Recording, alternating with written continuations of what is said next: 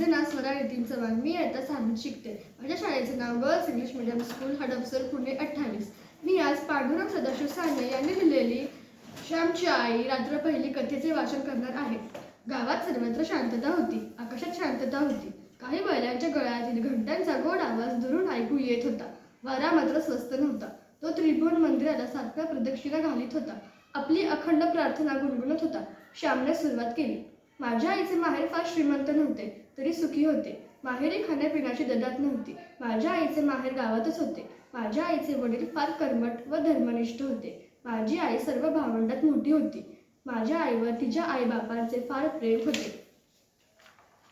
माझ्या आईला माहेरी कोणी आवडी म्हणत, कोणी बयो म्हणत. आवडी खरंच ती लहानपणापासून सर्वांना आवडत असे. बयो खरंच ती जगाची बयो होती. माहेरी ती गडी माणसं कान पिली पुढे मोठेपणी जेव्हा माझ्या आईला बयो म्हणून हाक मारीत, तेव्हा ती हाक किती गोड वाटे म्हणून सांगू.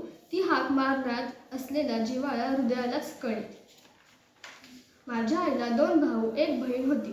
माझ्या आईची आई अत्यंत नियमित व दक्ष होती. तिच्या घरातील भांडी आजप्रमाणे स्वच्छ असत.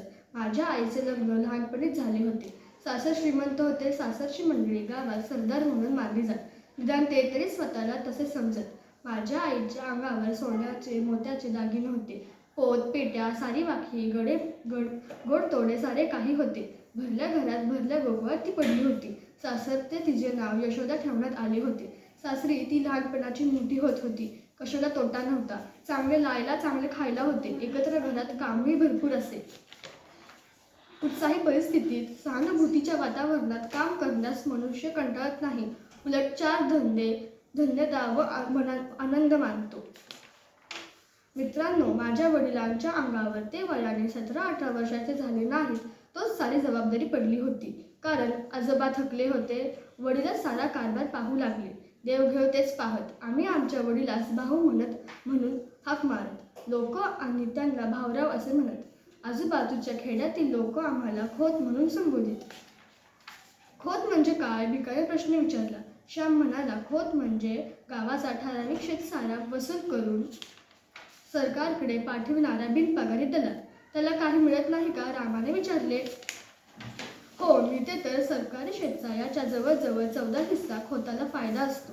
खोत गावातील पिकाची अभावणी करतो. पिकाचा अंदाज करतो. याला पीक धरणे असे म्हणतात. एखाद्या शेतात पीक चांगले नसेल तरी चांगले लावतात.